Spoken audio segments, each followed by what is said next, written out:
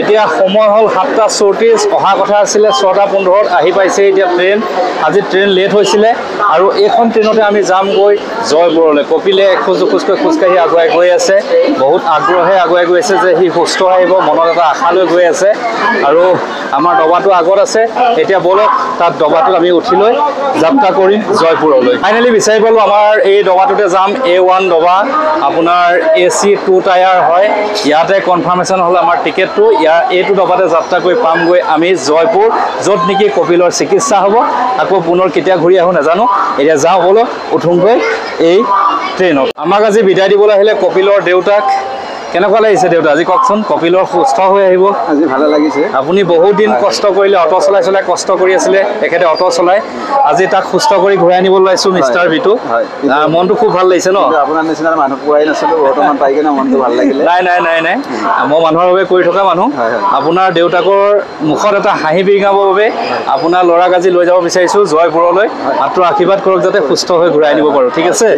লগতে আমাক বিদায় দিবলৈ আহিছে কপিলৰ মাতৃ আৰু এই কপিলৰ খুৰাকৰ ল'ৰা যাওঁগৈ আৰু মনত দুখ কৰি নাথাকিব যুদ্ধ জয় কৰি আহিম বুলি ওলাইছোঁ পাৰিম নাই পাৰিম ন ল'ৰাটোৱে বহুত দিন কষ্ট খালে কষ্টখিনি নাইকিয়া কৰিম আৰু ন চ' এয়া আই মাতৃ আৰু দেউতাকৰ আশীৰ্বাদ লৈ আমি যাম জয়পুৰলৈ লগতে সমগ্ৰ অসমবাসীৰ আশীৰ্বাদ আছে এতিয়া বলক আমি যাত্ৰা কৰোঁ জয়পুৰলৈ এই অসমতে এটা মই প্ৰতিশ্ৰুতি থৈ যাওঁ কপিলে এখন হাতে যাব ওলাইছে এখন হাতে এনেকৈ ওলমাই লৈছে কিন্তু মই প্ৰতিশ্ৰুতি থৈ গৈছোঁ আহোঁতে দুইখন হাতে আপোনালোকক এনেকৈ হাই দি আহিব কথা দিলোঁ আৰু মাতৃয়ে এতিয়া দুখ মনে বিদায় দিছে আহোঁতে হাঁহি মুখেৰে আমাক আদৰিব লাগিব অকল মাতৃ বা পিতৃয়ে নহয় সমগ্ৰ অসমবাসী ৰৈ থাকিব লাগিব আমাক আদৰিবৰ কাৰণে কাৰণ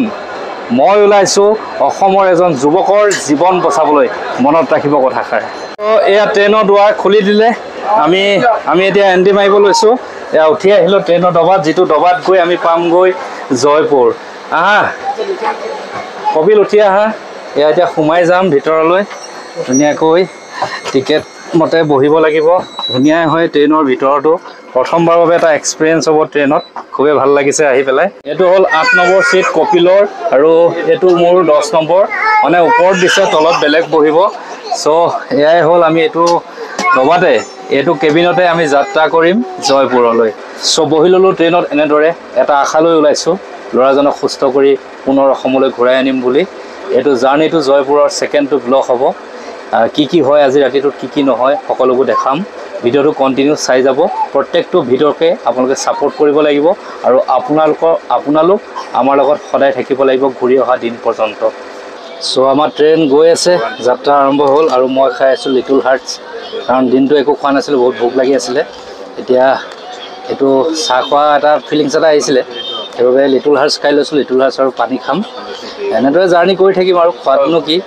মানুহৰ জীৱনটোহে মেইন আৰু এয়া কপিল এনেকৈ বহি আছে মোবাইল চাইছে এখন হাতেৰে মোবাইল চাই চ' আমি জাৰ্ণি কৰি আছোঁ এনেকুৱা সৰু কিছুমান এক্সপিৰিয়েঞ্চ দেখাই থাকিম ট্ৰেইনৰ প্ৰথম এক্সপিৰিয়েঞ্চ ল'বলৈ গৈছোঁ লগতে অসমৰ বাহিৰত ফুৰিবলৈ নহয় এজন যুৱকৰ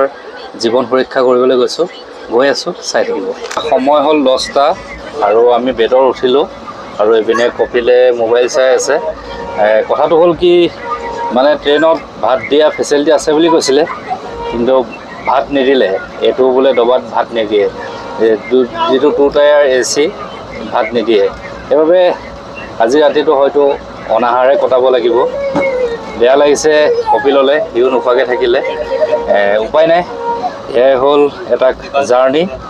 এটা কষ্টকৰ ছাৰ্ভাইভেল জাৰ্ণি হয় আচ্ছা কপিল তুমিতো টিকেটত ভাত দিব বুলি কৈছিলা নিদিলে দেখোন আছিলে তাতে অপশ্যন আছিলে মই টিক মাৰিছিলা ন কিন্তু ভাতটো নাহিলে আৰু এতিয়া লঘোণে থাকিব পাৰিবা নাই ভোকত পাৰিবা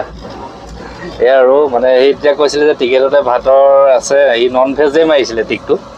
কিন্তু ডাঙৰ কথা ভাতটো বাদেই একোৱেই নাহিলে একো নাই এতিয়া শুই যাওঁ এইটোৱে আছিলে আজি জাৰ্ণিটোৰ প্ৰথম মানে যিটো জাৰ্ণিৰ ব্লগটো চ' কষ্ট কৰি এনেদৰে মিষ্টাৰ বিটুৱে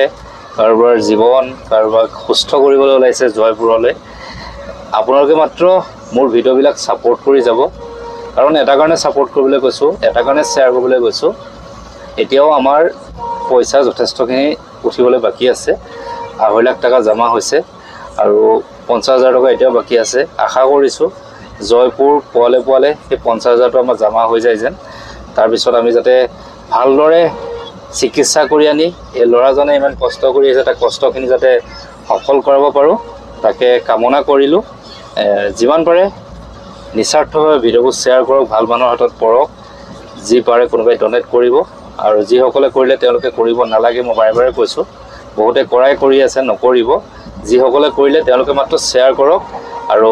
দেখাইছোঁ মই এটা কথা কৈছিলোঁ, মিষ্টাৰ বিটুৱে যিমান কষ্ট কৰি হ'লেও কপিলক সুস্থ কৰি আনিবই। আজি ৰাতিটো একো নাই, অনাহাৰে কটোৱা অভ্যাস আছে। ভাবিছিলোঁ ভাত দিব, নিদিলে একো নাই, তেনেকেই হৈ যাব। এয়া বটলত পানী লৈ আনিছোঁ, পানী আৰু খাই থাকিম ৰাতিটোৰ কাৰণে।